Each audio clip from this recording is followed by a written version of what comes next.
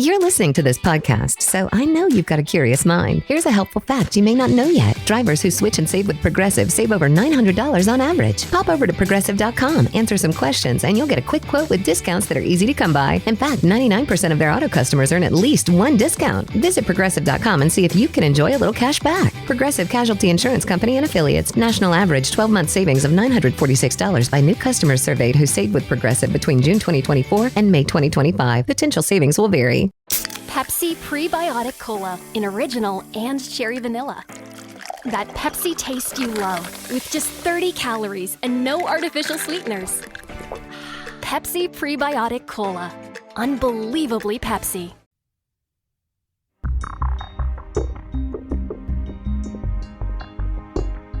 Hey Stackers, very short introduction today because we are taking you on our 5-day tour of all things that I find fun. This time we're taking you on an adventure. We have a second stacking podcast called Stacking Adventures. We have made it all the way to episode 10, and it has been so fun. What's different about this episode from Stacking Benjamins, you ask? Great question, person I made up for that question. Number one, I've got an amazing co-host, of course. OG's an amazing co-host, but so is Crystal Hammond on our adventure podcast. Crystal and I talk about people's adventures all over the world. So if you're somebody that likes either traveling or just hearing traveling stories, it is such a fun show. What makes it different than a lot of shows is it is created largely by you. We'll from time to time have guests on, but often, as you'll hear in this episode, the guest is you. And we had some adventurers who called in, and we take their stories and we punctuate those stories with our own. On this episode, we're off to Japan. And so if you've never been to Japan, if you have been to Japan, whatever it might be, Japan's in our headlights today. And I'll also give a shout out because as a new podcast, we're trying to prime the pump on this thing. And what we need from you, Stackers, is if you're somebody who's ventured to Peru or Chile, which is a recent episode that we've had, we want your stories about that. Or if you're someone who's ever been on a ghost tour and you've got thoughts about your favorite or least favorite ghost tours, something creepy that happened, or like my ghost tour in Texarkana, it was absolutely horrible. Or we talked recently about New Orleans. If you're someone with a New Orleans story, all of those, call stackingadventures.com/mystory. or stackingadventures.com/voicemail. They both work. You'll have 5 minutes to tell your story. And much like you're going to hear on this episode, we'll then chat through your story. It's a lot of fun. Big thanks to our ventures that helped us make your Japan adventure that you're about to hear right now. So without further ado, let's go on a Wednesday adventure, shall we? Crystal, you went to Japan. You told us about it a few weeks ago. You had a great time. Oh, yes. Can't wait to go back, actually. Well, today our adventurers responded with their own tips. It'll be just like you're there again, Crystal, already. Today we're going to hear about throwing up in your new boss's wife's shoes. Right. Okay. Like, we need like a break sound effect. What? Canceled flights because of a typhoon. That's not good. And playing the exchange rate game. Our adventures have some amazing stories. Oh, I'm looking forward to hearing those because I want to know, why were the wife's shoes near the person's face in the first place to even throw up? How was the wife's shoes in Japan? That's what I want to know. That's fun. That's a good one. And what was your wife's boss even doing in Japan? And her shoes, what were they doing next to your face? So I'm glad none of that stuff happened to me when I went to Japan, but I am excited to make another trip back to Japan. So adventurers, at the end of this episode and every show, you'll hear our gear of the day pick. And if you're looking for best in class gear that's worth the price, head to our Amazon page at stackingadventures.com/gear of the day. But wait, there's more. We have a short version, stackingadventures.com/GOTD. You'll help the show and you'll help yourself adventure better and for less money.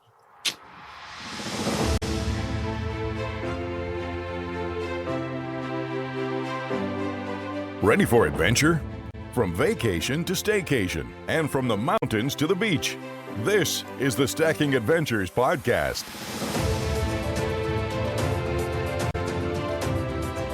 Welcome to the Stacking Adventures podcast, where we head around the world with our adventure community to stack memories we'll remember forever. She's Crystal Hammond. And I'm Joe Salcy High. Bam. He's Joe. She is both today. Crystal, we are headed back to Japan. I know you're super excited. I'm excited because one thing that I didn't mention before is that my daughter lived in Japan for 2 years. What? Way to screw the pooch on this one. What are you talking about? We didn't want people that live there. We want people that are venturing there. Well, so you're trying to tell me that your daughter lives there and went on 0 adventures when she lived there? Well, first, she doesn't live there anymore. And second, look at the time. Let's move on. We've got some fantastic adventures. By the way, before we get into this, if you want to share your adventure story to Japan, we do potpourri episodes from time to time with all of our different adventures. We've had some people tell us wonderful things after they heard our second trip to a place. So we generally have a guest who goes to the place. Then we ask you about the place. And then we have a potpourri episode about all kinds of different places. StackingAdventures.com/mystory or StackingAdventures.com/voicemail. They both work. But just think about telling your story. StackingAdventures.com/mystory. Tell your story there, and you'll have 5 minutes to tell it on a future show. But that's the future, Crystal. Let's get into the present, because we've got a few fantastic people, and we're going to start with a story from our friend Katie. And actually, Katie, I met Katie at Camp Phi this fall over Labor Day weekend in the United States, and she was super fun. We played some games together, some board games, but turns out Katie's been to Japan. Here's Katie's story. Hey, Adventure Stackers. This is Katie from Passports on Fire. I taught English in Japan back in the late 90s and then went back last year for 17 days. And actually, it's funny, Crystal. I'm going to stop right there. First of all, teaching English in Japan, Katie, that's exactly what my daughter did. Cool. For 2 years. You can teach, I think, a maximum of 3. And it's a program through the Japanese government. Autumn had already been out of college for a while. Mm-hmm. She had a job working for a company in Kansas City. She loved her work. She hated the company she worked for. So I'll leave it nameless. But she decided to go on an adventure, which, by the way, I think in your 20s is a great time to do stuff like this, right? To see the world. Do it now. Yeah. What was her level of Japan knowledge before she decided I'm gonna go teach English? Or you don't really need much? They were told ahead of time you needed none. And my daughter studies the heck out of everything. So she studied and learned. You didn't need much. She also learned that a lot of people are right out of college when they do this trip. So she had a pretty good shot of getting it. She found out later that she got a pretty great assignment because of the fact that she was more mature than a lot of the teachers were, so they could handle her in some of the areas where they needed better help. So she taught at 3 different schools. And every day she would go to a different school and she would help different kids. And it was a great experience. Her Japanese is pretty good now. Yeah, and I'm sure Katie's Japanese is good. So that's the first thing. But second thing is not just doing that adventure when you're young. And actually, I want to pause there for just a second longer. We had a guest on the Stacking Benjamin show, Crystal, who talked about how a lot of people make a mistake going right from college into advanced degrees. And every study shows 2 things. Number one is if you go get a job for just a couple of years after your 4-year degree, after your BA or BS, that you are more likely, or heck, even your associates, you're more likely to understand the world because you really need that work experience. And then you go back to school. When you go back to school, you know why you're in school. You get better grades. You retain more of the advanced degree. So you come out and you're even better at your job and you're better at getting a better job. So this idea of going right into an advanced program after your undergraduate degree, not really as great an idea as going and getting a job someplace. And then there's another really big perk too. A lot of companies will pay for you to get that advanced degree also because they want you to stick around, number one. And number two, it helps them because they're staying, on top of emerging technology. Like the patent office, they pay for law school. They also pay for advanced degrees also like in certain specialties. So wow. they don't forget that. Yeah. Going My into son's the in real one of world. those right now, Crystal. He works for Microsoft and he is getting a degree. He's getting an MBA in tech business management and Wow. Microsoft's paying for it. So to your point, yeah, great idea all around. And he loves the program that he's in. And I think there's a lot of nuance because he's taking these classes about managing people and about managing the books. And now that he's worked in a company and he sees this in real life, he knows what's important and what's not in the degree. The second thing, though, Katie talked about going for 17 days. And I know this is really difficult for our adventurers, but when you go somewhere, one thing that I learned, and I think you can probably second, Crystal, if you can see less and stay longer, it's generally a better trip. Oh, yeah. I was there for 10 days. I do remember that. And the time flew, but I loved every minute. I was like, it's time to go home. No, keep me, please. Well, I'm glad they didn't because we need you here. But anyway, Katie, just a great start to your message. And go adventure when you're young. That's awesome. But anyway, she went back. Good news. The dollar is so freaking strong against the yen right now that everything costs about the same as it did 25 years ago. This is That's another huge. point. Yeah. I've never thought of that, Crystal.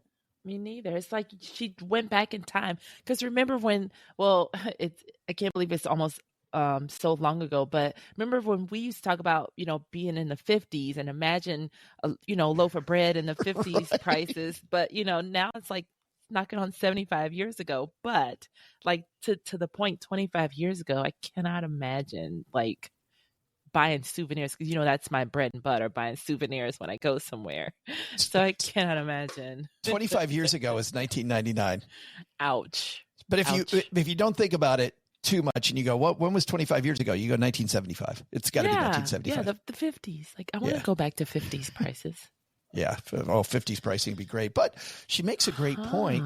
If you've got a bucket list and you're not sure which one you want to do next, look at exchange rates. Mm-hmm. So if you've got 4 places that are equal, why wouldn't I tackle the one that's cheapest today? Just rolling the dice that maybe the other ones go through the same thing, because I've read so many things about Tokyo being in the past one of the most expensive cities on earth. And it still is going to be expensive, but it's less expensive if the exchange rate's strong.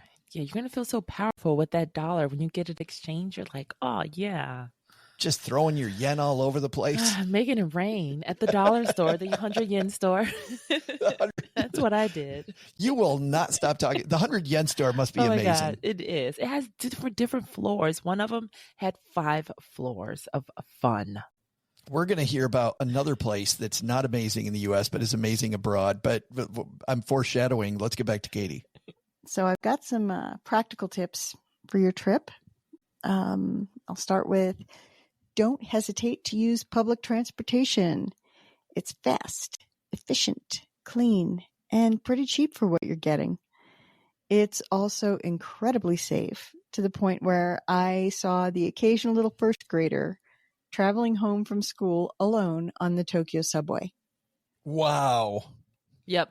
Like I said, it was super clean. We saw the guy on the train with the beer bottle in his back pocket, like carrying it around, because it was very, very clean. Nobody was polluting, and it was so easy to take the train. It would go. They had a number system, so you knew, if you were going from stop 1 to stop 20, like which direction, because here we use names, and you're like, okay, I don't know which way I'm supposed to go, like which platform. So it made it so much easier to know which direction you needed to go and where you were, in relation to which stops too. Numbers much more multilingual. Yeah. Another thing that my daughter told me, and I've had several people confirm, and Crystal, you can confirm, I'm sure Katie, you can confirm this, is that there is a social mores, though, around riding public transportation. And that is that it's very, very quiet. Oh, and yeah. if you talk, especially loudly, you are breaking a social mores. Well, like my daughter would always say, I'm getting on the subway. I'm getting on the train. I gotta hang up. Well, and what makes that even funnier is that when we were on the train, you're smashed, and on the bus, you're person to person. There's so many people on it too, and it is quiet. It is super quiet. So yeah, I didn't even notice that but that was a funny Twitter thread I saw, and they were like, what do you hate about Americans? And it's always, Americans are so loud. Like, why are you so loud? And it's funny because I've been in France, and it's been loud. I've been in well, heck, when we were just in Chile, it was pretty loud, and there were a lot of people talking. But I think that yeah, it's a whole different thing in Japan. Everybody's going to know that you're loud in Japan. Let's move on with more Katie. Having lived in New York City, this to me was pretty shocking and also very telling in a good way. Also, the subway bathrooms are pretty awesome. Like every other bathroom in Japan, it's clean, private, and they all have a bidet. Every toilet. Yep. Dubai anywhere, too. Even the subway has a bidet. We went to Southeast Asia, and our connection was in Tokyo at the Narita airport. And when we flew in, we went to the bathroom, and the toilet had a heated seat. Mm-hmm. It had all kinds of settings, crazy settings.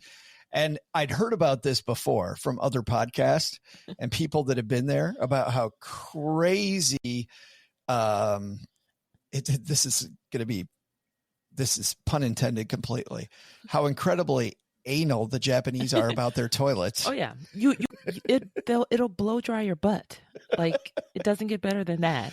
When we were remodeling our house before we moved in, so we bought this house that needed a lot of updates. So we remodeled it. That was a very special thing.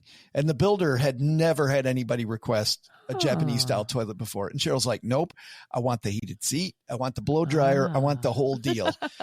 And it's funny because he installed it, and then he used it. And he's like, okay, you're going to find this funny, but I got one for my house. Oh yeah, I have one. Not the fancy one. I have the one I had to install myself. But yeah, it's had to have it. Well, I would have had to install it myself, but my wallet installed it.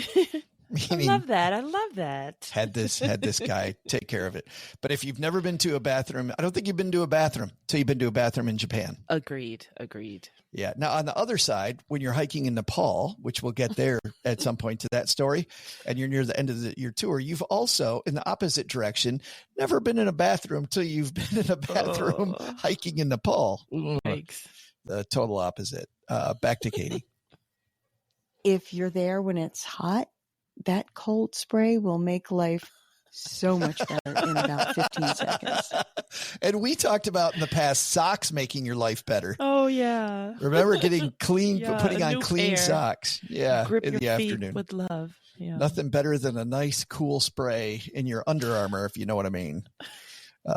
Undercarriage. I even put one of those gadgets on my Christmas list this year. Thanks for reminding me. And then there's the food. I'm not into raw fish. I did try really hard the first time I was there when I lived there, but the sea urchin did me in. I couldn't bite through it. I couldn't chew it. And when I tried to swallow it whole, I threw up all over my boss's wife's shoes. Oh, no. Oh, no. The gift that keeps giving, sea urchin. I'm not eating that. Mm-mm. You didn't have sea urchin when you were there? Mm-mm. Or raw fish. Nope. No thanks.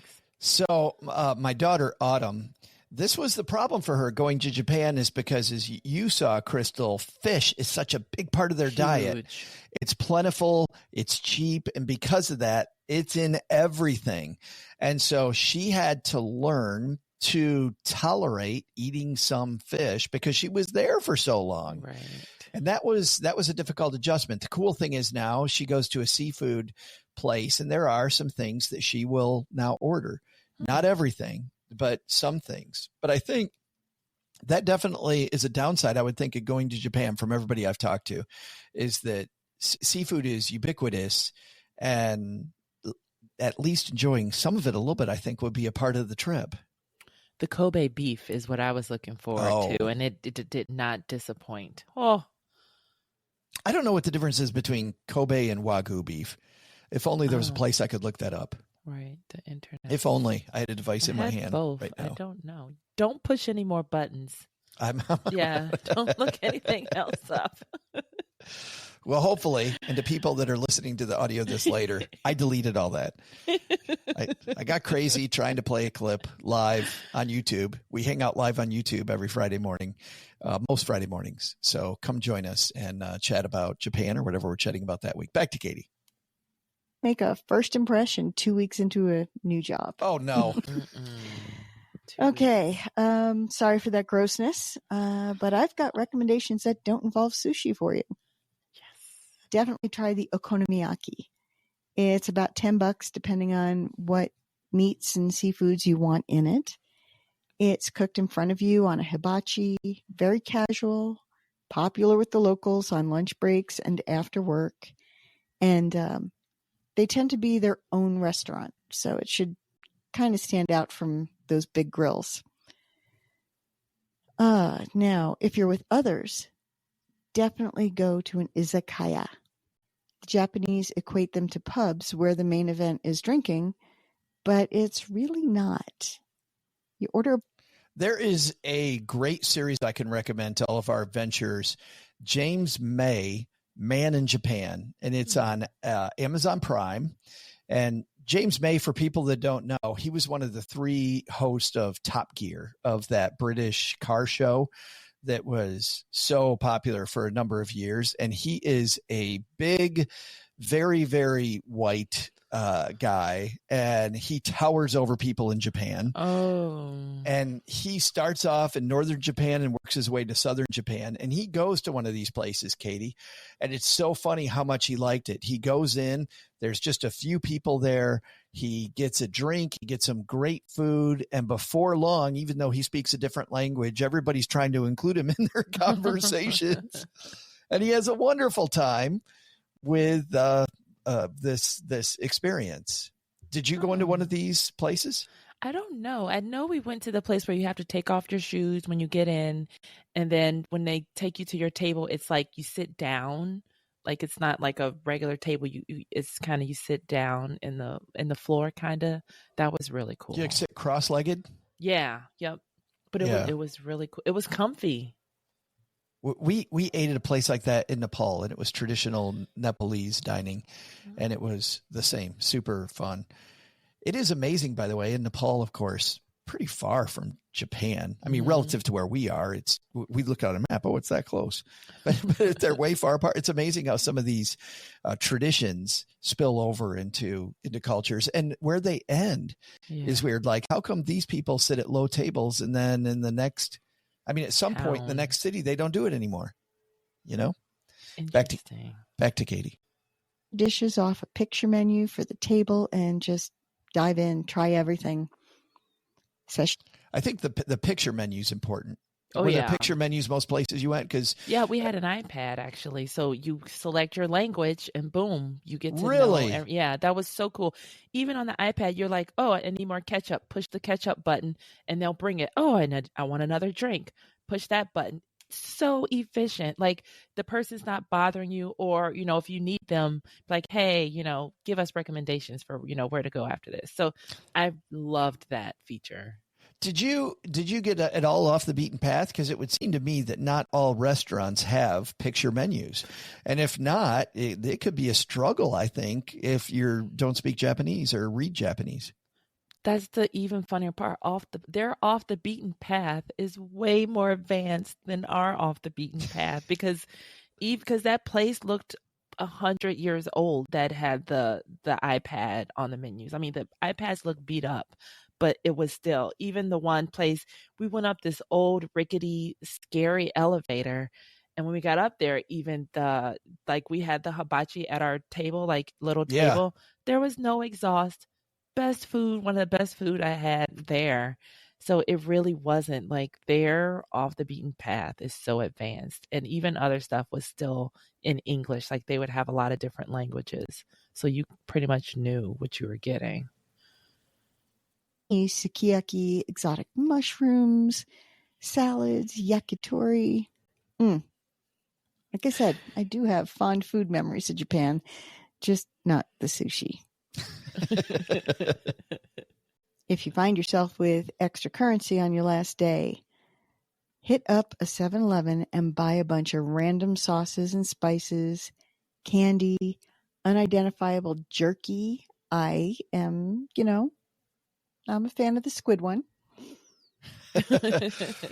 She's going to keep going, but I got to stop there. So this is something my daughter talked about. A 7-Eleven. If you see a 7-Eleven in Japan, it's a completely different experience than a 7-Eleven in the United States, right? Agreed. So you went into a 7-Eleven. Oh yeah. Well, the one in Thailand, I bought, like, they had these cute stamps.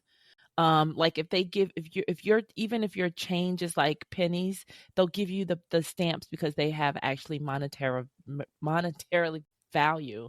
So those are really cool. But even the food was good. Like the snacks were good. Like I got the those Kit Kats, the green tea and the purple sweet potato. Like it was such a, I'm not going to call it a high class experience, but I mean, it's just a 7-Eleven, but like the thought into the products that are in there are. It's definitely a step above what we have here for 7-Eleven. 1,000%. It's like an oasis. You're like, whoo.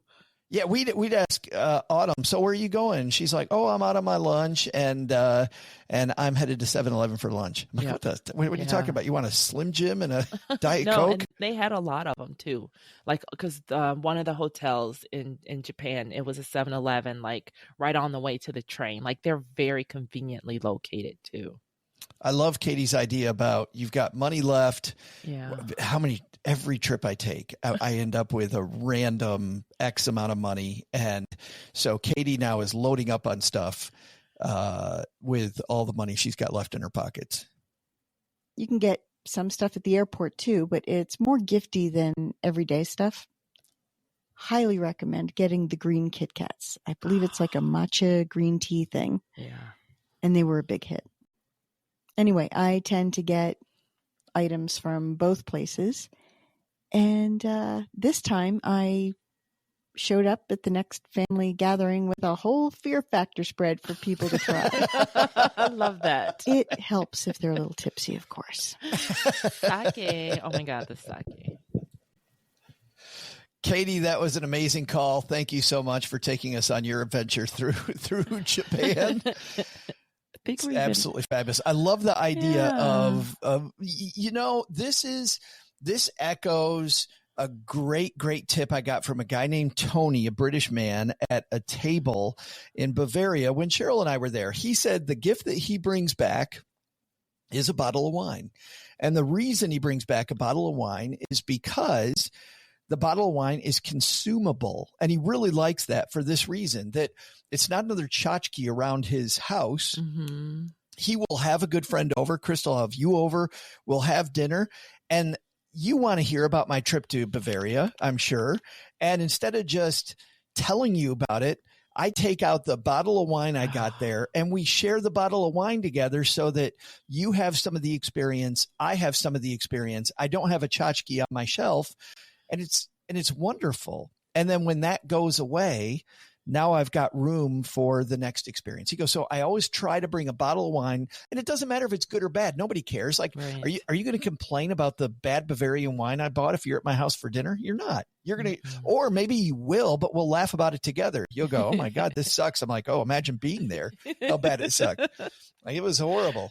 So I love that. I love the fact, Katie, that you bring all these candies, these weird candies and all these snacks from wherever you go and let your family experience it. Yeah, I used to do that with my nephews too. I would find the weirdest thing. I remember I found pancake flavored and bacon flavored dental floss for them. So I would always try to bring the coolest things. And even at the 7-Eleven too, they had these mints and they were like essential oil, but they were in these little like ball like bursts. And to get one, it was like a little maze. So it was like it was a game, a part of the candy too. Like it, again, really a lot of cool stuff. 100 yen store and 7-Eleven. But yeah, we're at the halfway point. We're over the halfway point. We but are Joe, already. we're halfway through today's show, and I think it's time for our road trip pit stop. So on the pit stop, you're always dreaming about, okay, what's at the end of our adventure? How cool will it be when we get there? Are we there yet? And our pit stop is always a hint at our gear of the day. And you can see past gear of the days at stackingadventures.com/gear of the day. Oh, we got some good ones now in it there. Yeah, there's a good list. And so, Joe, do you have your GOTD? I do. And So this to one, you know me. What happened? Yeah, you know me. Sorry. Give us a hint. Missed the cue. Well, here's the thing. Last year we had our easiest cue ever with the amazing and delightful mother-daughter combo of Sharon and Christy. Yeah. They were fantastic. And by the way, that book is picture pornography. It is just, it's gorgeous in those drinks. Today's going to be easy. It's hard for me not to make this really easy, Crystal. Okay. So let me tell you this. This gear of the day will make sure that when you're on your adventure, your stuff all is safe and sound and in one place. Oh, that's too easy. It's way too easy. Is it a safe? You're saying safe, a portable safe? Well, hold on. Think about it for a second. I'll repeat it after the break, and you can take a swing, and we'll tell everybody at the end of the show. We'll be right back.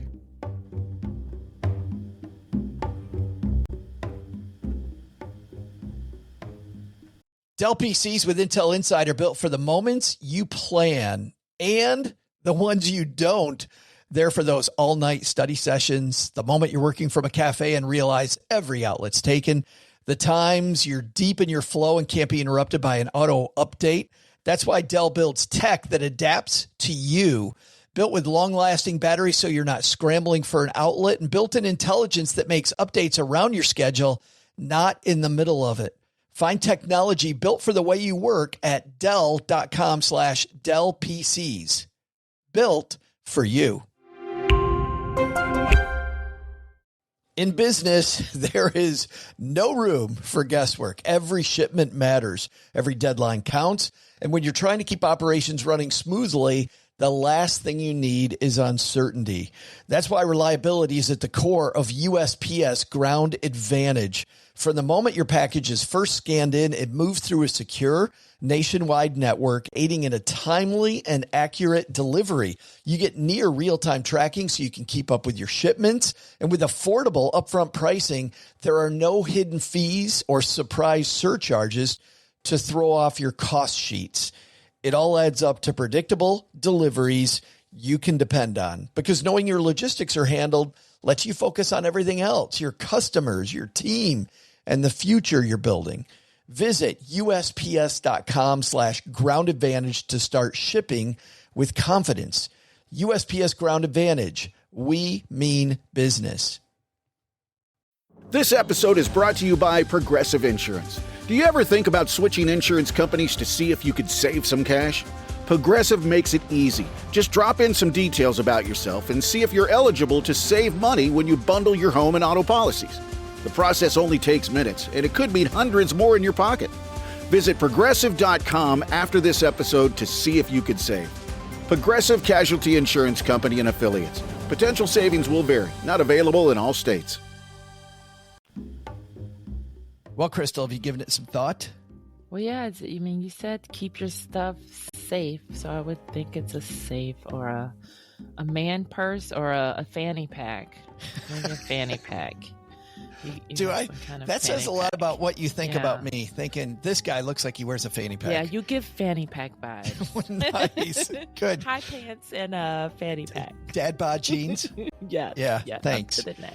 I gotta keep that weight loss stuff going. All right, that's Crystal's guess. What is yours? We're gonna come back to that at the end of the show and share it. And I think you're all gonna like our gear of the day. Is she right? Okay. I don't know. Fanny pack. You know what, man? I'm gonna have time. Looking at the time, we've got time now for one more. Some of these are gonna move into our potpourri part of the show. Our friend Roy, we've also known Roy. I've never met Roy, but Roy has been a member of the Stacking Benjamins family for a long time. And he is across the pond, as we say, in the UK. Be interesting to hear. I wonder, Roy, by the way, about you and Scotland. We talked about Scotland, and a little preview. We have Ireland coming up very soon because we have an adventurer who we just found out went to Ireland. So she's going to be on the show fairly soon, talking about her adventure. She's still there, actually. We're doing a lot of the British Isles right now, and Ireland are like, don't call them British Isles. I know, and Ireland on top of that. Easy, Irish people. That. Yeah. Roy, say hello. Hi, it's Roy from across the pond. Here are my tips about traveling to Japan. My wife and 2 teenagers spent 17 days in Japan in August. Wow. 17 days. Again, 17. Sorry to cut you off in the middle, Roy, but that just hit me that they're both 17. Yeah. Again, longer trip, Crystal. You're going halfway around the world. Make it worth it.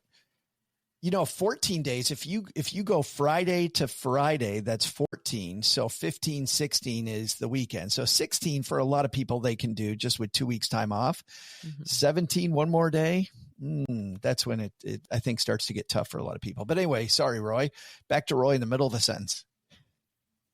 Visited Tokyo, Hakone, Hiroshima, Kyoto, Nara, Osaka, and Amori. We're going to break this up more. I know that in the future we may talk about some of these other places, Roy, that you went. Specifically now, Crystal, you went to Kyoto and to Tokyo. We're interested in that. Right, Hakone, yeah. He's going to talk, I think, just a little bit about Hiroshima. But I have to tell you, when my daughter went to Hiroshima, it was eerie. It was a little uncomfortable. People made her feel, people, of course, made her feel comfortable, but being in the place where the U.S. dropped a bomb, a horrific bomb that is on Japan is a pretty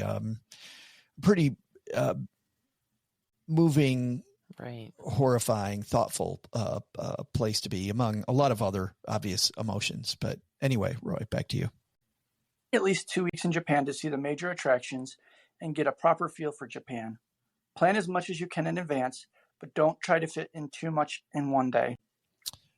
So when Cheryl and I first met, we were first married, she agreed, Crystal, to take part of our honeymoon to the Magic Kingdom.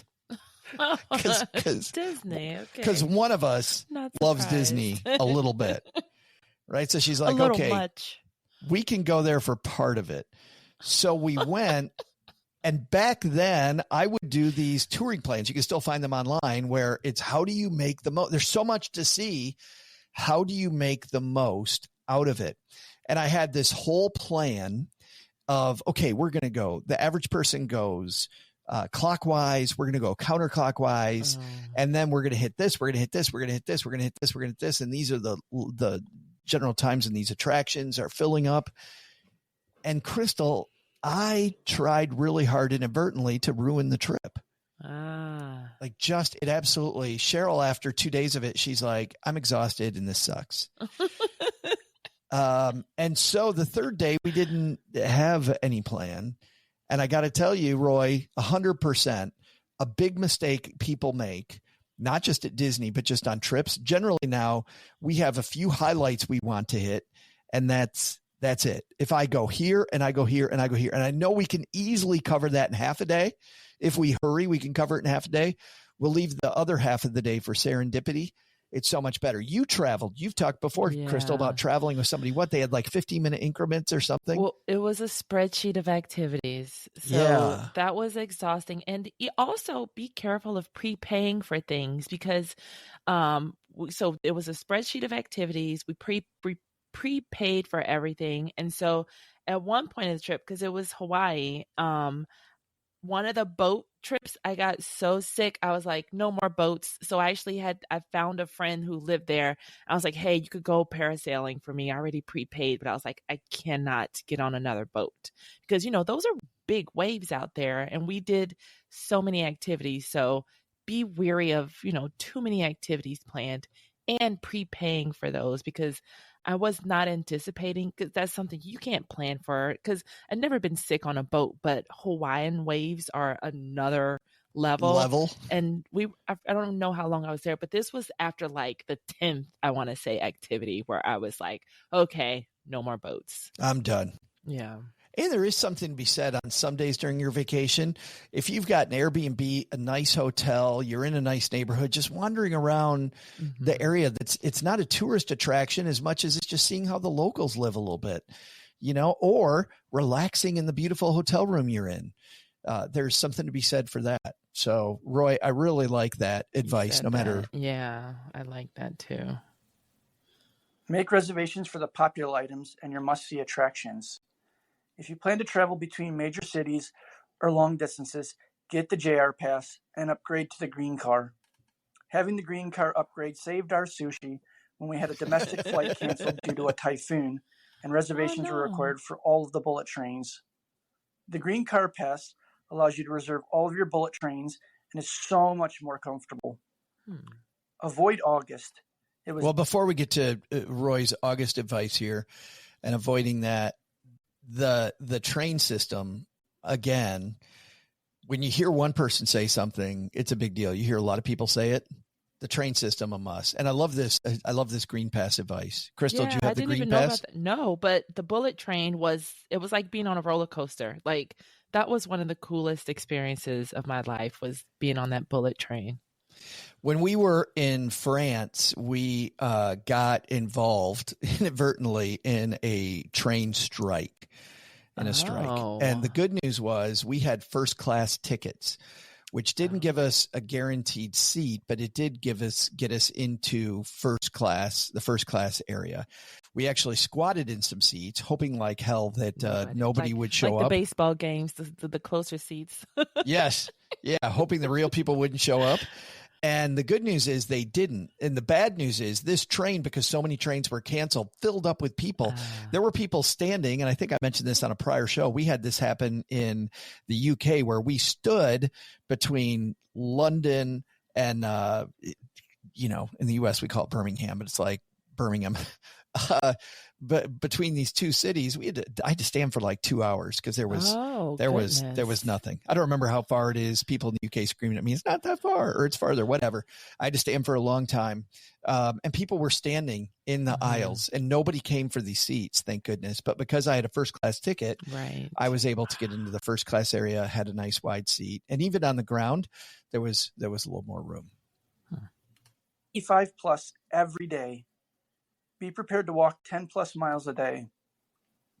If you're planning to visit multiple destinations, use a luggage transport system through your hotel to transfer your cases.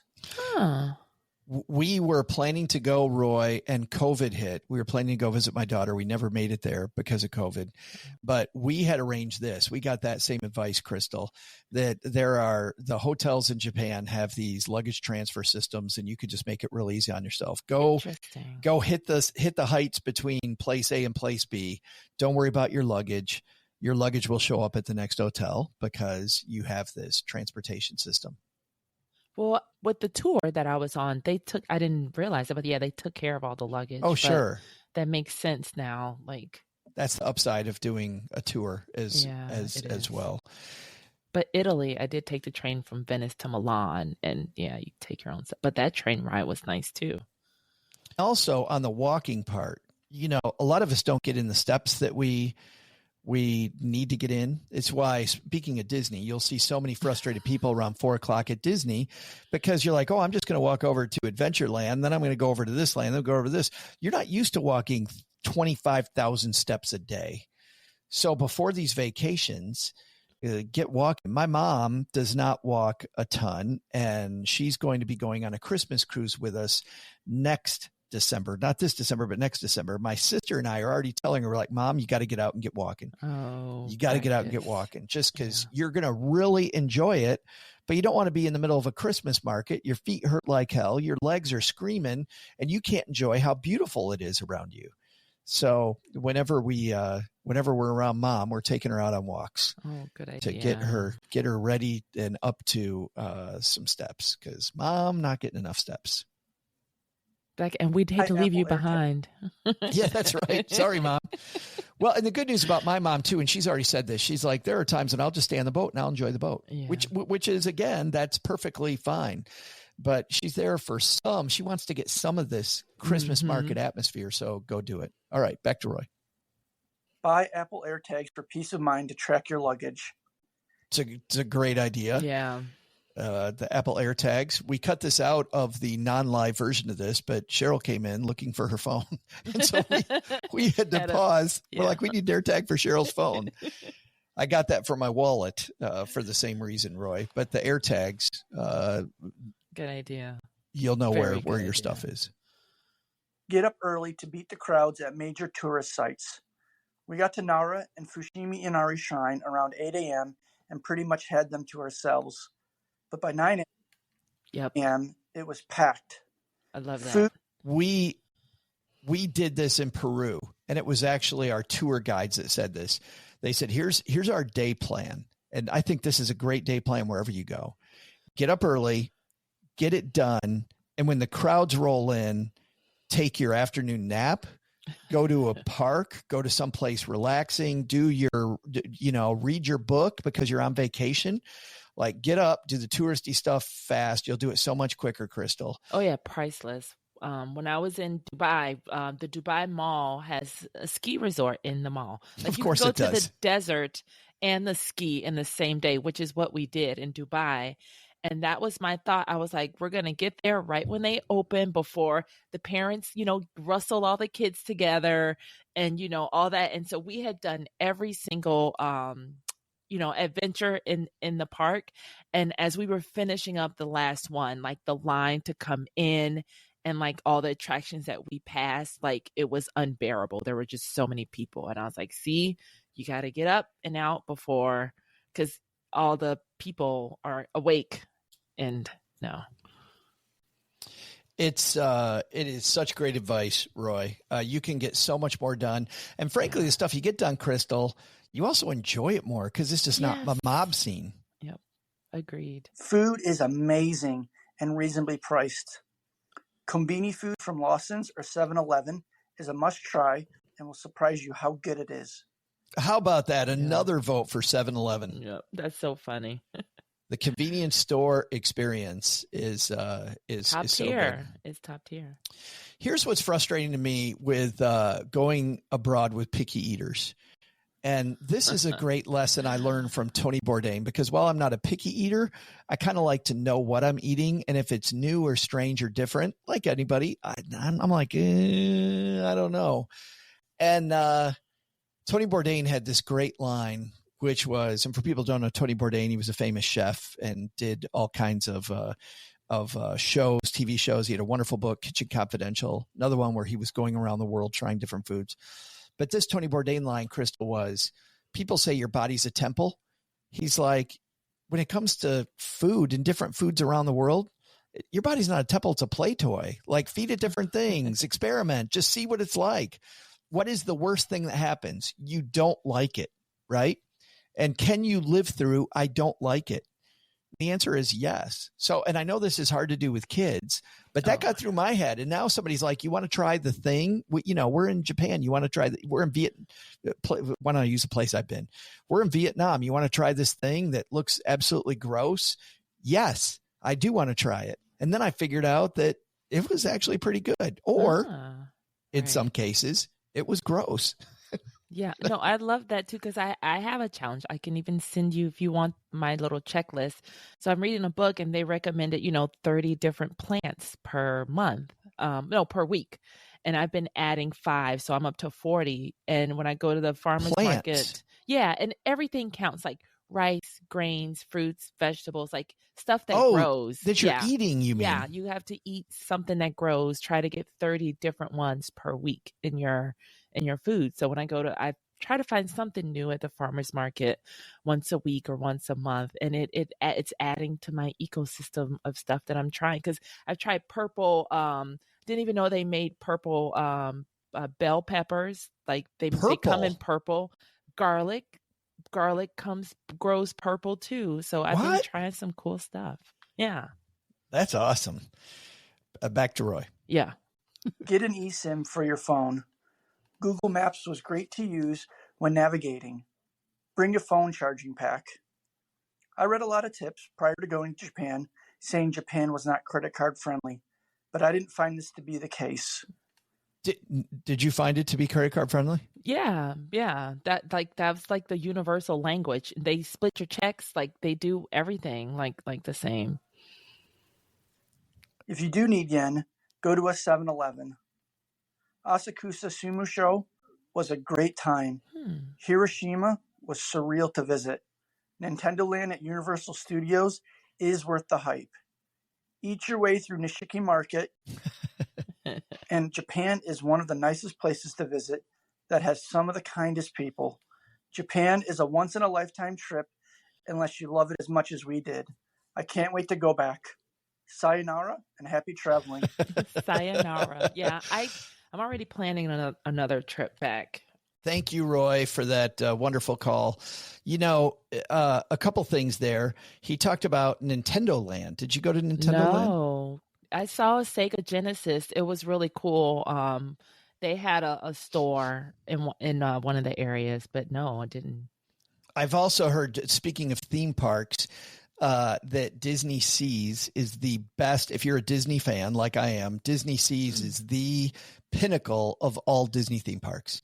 And that is outside Tokyo. I've also heard, by the way, that its sister park right next door, because some people will go to both, Disneyland, Tokyo Disneyland is universally acclaimed as the worst Disney park of all. So funny. If you only have time to go to one, go to Disney Seas. People won't do that though, Crystal. They'll go, oh, one's Disneyland. I got to go to Disneyland. Right. This Disney Seas thing I won't go to. People that know it's the opposite way around. Insider. Yeah. Also in Tokyo, another thing we didn't talk about, Studio Ghibli, for people that like those movies. Have you seen any of the animated movies, Studio Ghibli? Spirited Away. Spirited Away. That's huge. Yeah, the anime, all that anime. We did. My friend that I went with, she did. So we went all in those areas, but it was really cool. Really cool. Some of the movies, a lot of the movies, I'm sure people have heard of, and they don't even know that they know the movies. Let me see. My Neighbor Totoro from Up on Poppy Hill. Tales from Earth. Howl's Moving Castle was a big one. Ponyo was a big one. I think Spirited Away was my favorite. Castle in the Sky. Kiki's Delivery Service is a really fun one. But anyway, great movies. I really enjoy. They're delightfully weird, Crystal. They're pretty strange, but very good. Putting these on my list. Highly recommend these movies. It's funny. I remember showing our kids these movies, and at first, like, this is really weird. And we finish each one. They're like, that was one of the best animated movies I've ever seen. My kids are maybe 10. And you can't parse everything that's going on because some of it's really Japanese mystical and weird. But that was part of the fun of those movies. Gotcha. So Roy sounds like a wonderful adventure. And I love it when it's such a good adventure, Crystal, that at the time when you go, you think it's a once in a lifetime. And you're like, I can't wait to do it again. Can't wait to go back. Yeah. Thanks, Roy and Katie. All right. Time for the gear of the day, reveal. Crystal. Okay. So it was keeps your stuff safe and all together and with you. Yeah, I would say fanny pack. That's my final answer. Well, this is, if you take a fanny pack and you supersize it, you have what we have, because nobody yet has said your luggage, but not any generic luggage. This is luggage that's very specific. I love my away bag. I love my away bag. And by the way, if you're not with us live on YouTube, what you're not seeing is I've got stickers on my bag. Yeah, I wasn't expecting you to lift the bag and So the first thing I like about my away bag is that they used to, by the way, be a sponsor of Stacking Benjamins, which is why I got my first one. I would have never bought a bag that you can't just get at like TJ Maxx and then just, dispose of it later. Just luggage is luggage. Turns out I was wrong because I'm addicted to this bag. Oh. What I like first about it is that you can buy them without a battery pack now, but it comes with a little slot with a battery pack. And obviously you take that out when you go through TSA, but I always have my away battery pack, and man, those last a long time. So I like it with the battery pack. Second thing is the roller and the obviously it's your average bag that fits perfectly in the overhead bins. It's easy to travel with, and I don't know what this material is it's made out of, but I can stuff so much crap in here and sit on the bag and zip it around, and it stays zipped. And on the way back from the trip, when you don't think you have enough room, I always find a way to take. So I don't need the monster bag. This one, I've taken this for 2 weeks into, to Europe, to Asia, to different places. We have packed a second bag that we use for both of us. Oh, good. So I'll pack in here an overflow bag that then I will check this piece of luggage on the way home. I'll carry it on the way there to make sure I got my stuff. Oh, it fits in the overhead bin? Yeah, it's not big. Oh, wow. Okay. No, it's not big. The other hack, the thing that I like is people, if you're listening to the audio of this, I've got stickers all over it. This is also from my daughter, Autumn. We used to come back with a lot of tchotchkes, as I mentioned. I love that advice from Tony about, and I can't believe I remember that guy's name. Tony from the UK about the wine. But I also do like having a little memento. But I also like the fact that memento might not last forever. And so I spend some of my time, walking into stores looking for a little sticker. And I find a sticker from the place that I visit, and I slap a sticker on my luggage. Now, sometimes they come off. My one from Peru has already come off. I've got one specifically from Valparaiso. You can see that one's like half off. Yeah. I keep trying to reapply it, and it keeps wanting to come off. That'll be off fairly soon. But what's wild is when my last away bag, finally after many, many, many trips, my entire book tour where I went to 40 different cities, when that bag died, it was just, there were stickers all over the bag. And it was kind of neat to take pictures of it before I let it go. And just remember that bag. And now I've got a fresh new slate. I remember a woman, Tracy McCubbin, was a organizational expert who was on Stacking Benjamins. And Tracy said something really cool. As people get older, they fill up their house with tchotchkes and things that they've done. When somebody's young, they have a lot of white walls. So it's like somebody who's young has the future in front of them, and they're excited about the future. And as we age, we turn away from the future and we turn around toward the past and stuff we've done. And when we near the end, our house is so cluttered with places we've been, and we're remembering where we've been. We forget to keep living. We forget to keep doing stuff. So I love, Crystal, the idea that this bag, my second bag, has a ton of white space for adventures that I can take in the future. I love that. It's like your passport stamps too. It's like when you fill up the one, you're sad to see it go, but then your next empty one, you're like, it's time to fill this baby up. I know. I know. Like that too. It's absolutely great. So I can't recommend the away bag more. They stopped sponsoring our show when they had a huge internal conflict. CEO left and all kinds of stuff. They stopped sponsoring everything. I saw they're back out sponsoring stuff, not really podcast anymore. But yeah, I got my first one for free. That was 2 bags ago. This is my third one. I bought the last one and I bought this one. So highly recommend away luggage to people. And we can easily put that on our Gear of the Day list. Page, yeah. All right. So here is our question about fanny pack. I wouldn't put it past you. Here is our question. What adventures have you had in Japan? We'll feature that in a travel potpourri episode coming soon. But the ones we're really interested in adventures, we've got a couple episodes coming up that we need your help on. We've had a few people tell us about their trip to Peru. If you have gone to Peru, tell us about yours. What was your favorite ghost tour or least favorite ghost tour? Like my Texarkana ghost tour, which was horrible. But those are funny stories with ghost tour gone wrong. Memories. And your favorite New Orleans trip highlights. Is there a certain bar you went to, a restaurant you went to, maybe a haunted thing you went to in New Orleans? Those will be great. Share with us your best, your worst, your top, and maybe the time you barfed in your boss's wife's shoes. Jump on our voicemail and leave that story or tip. We need the Peruvians now if you're going to make the show. StackingVentures.com/mystory. StackingVentures.com/voicemail. What's your biggest takeaway from today, Crystal? Well, it's the planning part. Like, please don't, because that just gave me trauma flashbacks of when I got sick on the boat, and I was kind of pissed that I had prepaid because Hawaii has these amazing macadamia nuts and these cookies. I could have bought so many more cookies with that money that I spent on parasailing. So don't overextend yourself before you get there. That's my advice. I love that one. I also love the advice to start early. I think that's great advice. Yep. And I love the advice from Katie. I love all of Roy and Katie's advice, but I love the advice from Katie. You got that money left over in your bag? Grab some Fear Factor stuff. Yep. I'm going to do that. I'm going to adopt that. For the next gathering. I also like, from Katie, I really like the idea of playing exchange rates. Yes. I never thought about that. Yes. The arbitrage, that's what we call it. It is. It's super good.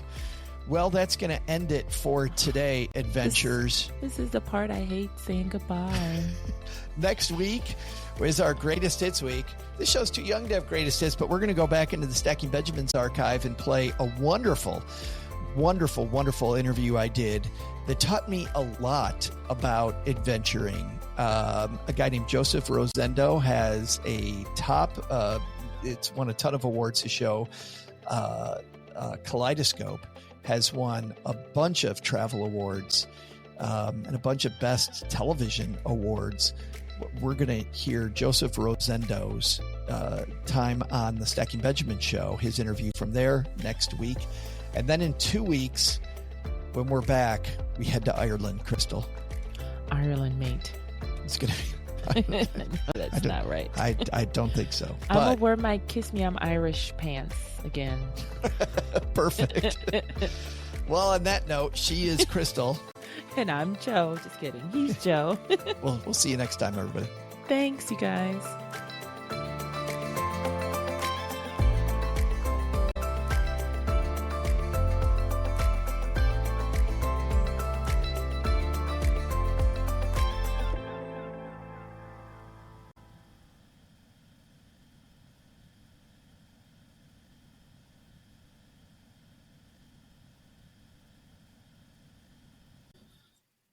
Well, this is a show that historically doesn't have an after show, but you know what, Crystal?